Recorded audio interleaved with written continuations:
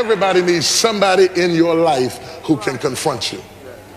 Your mama is not enough. Somebody needs to be able to confront you. Your wife is not enough. Because fellas, you know how we do when the sisters confront us and we are wrong and we need to get off the hook. You know how we do.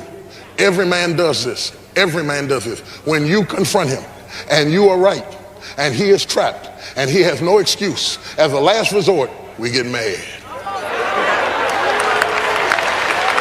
Because I said so, that's why.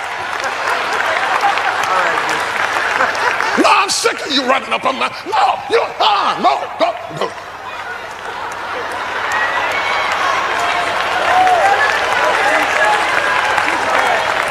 You get on my nerves with that stuff, girl. And then you'll be looking back, see if it worked. But these new sisters, they just keep coming, you know. No, I don't care if you get mad. They start bombing. That's right.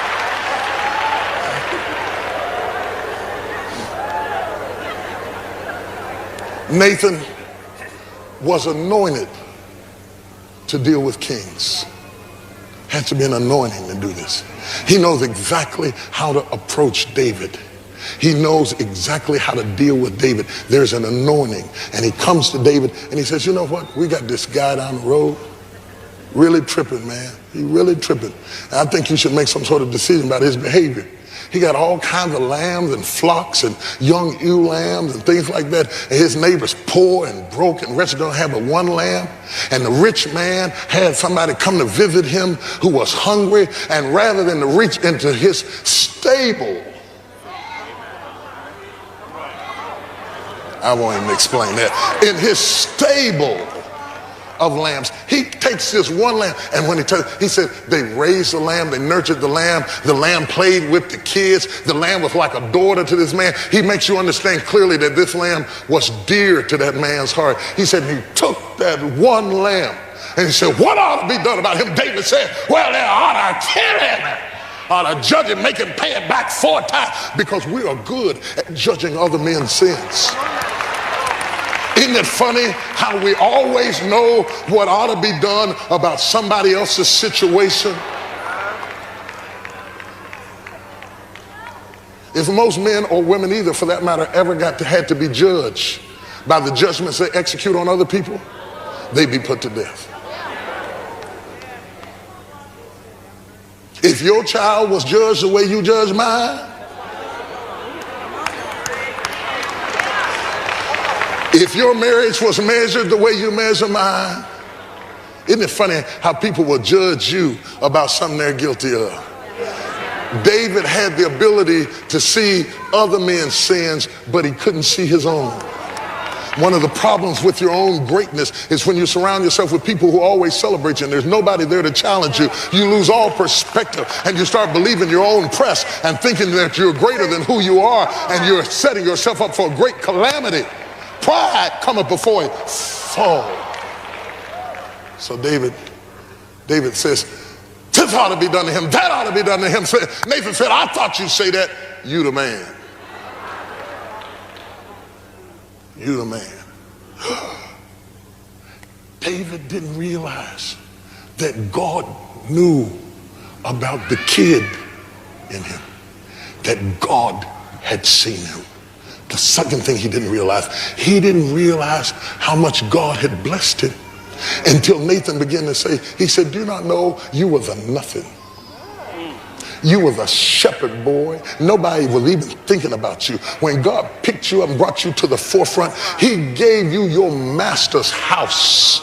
He gave you your master's wives. He gave you your name and your reputation. See, it's a funny thing. Most of the time, you don't realize how good God has been to you until you compromise the goodness of God in your life, till you threaten the goodness of God in your life, till you brought yourself down to a point that you could lose it all, and all of a sudden it becomes valuable because you're about to lose it. Life becomes valuable to people people that are dying. All of a sudden they enjoy sunsets and they start talking about it's raining, but it's beautiful in the rain, because suddenly their life has been changed.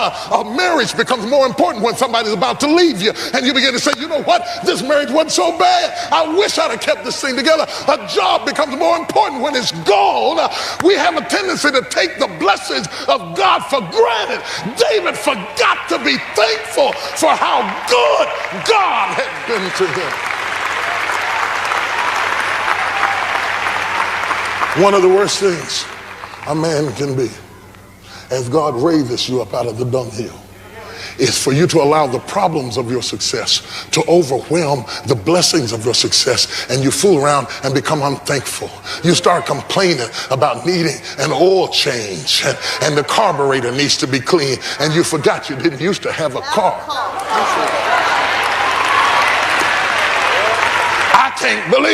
I can't believe we got to pay this much taxes on this house.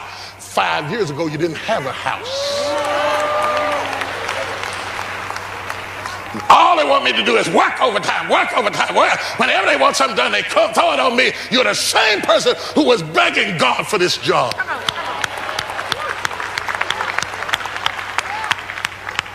One of the worst things, right in the middle of the New Testament, talking about idolaters and murderers and envy and strife, it lists unthankful. David's sin above adultery and everything else was unthankful. And when everything had been compromised, suddenly he recognizes that God had been good to him. And God said, I gave you your master. I gave you your master's house. I protected you from your enemies. He said, I gave you your master's wives. He said, and if that had not been enough, I would have given you such and such. He said, you haven't even tapped into all the stuff that I would have given you if you'd have asked me. I need a brother to jump up and holler, I'm a blessed man.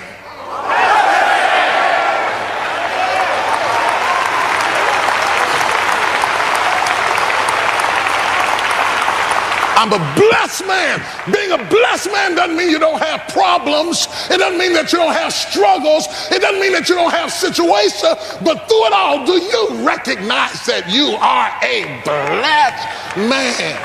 Blessed to walk in here, blessed to be alive, blessed to have your health and strength. Your body works reasonably well. Your kidneys, organs function reasonably well. You have not lost your mind. You have something to be thankful for.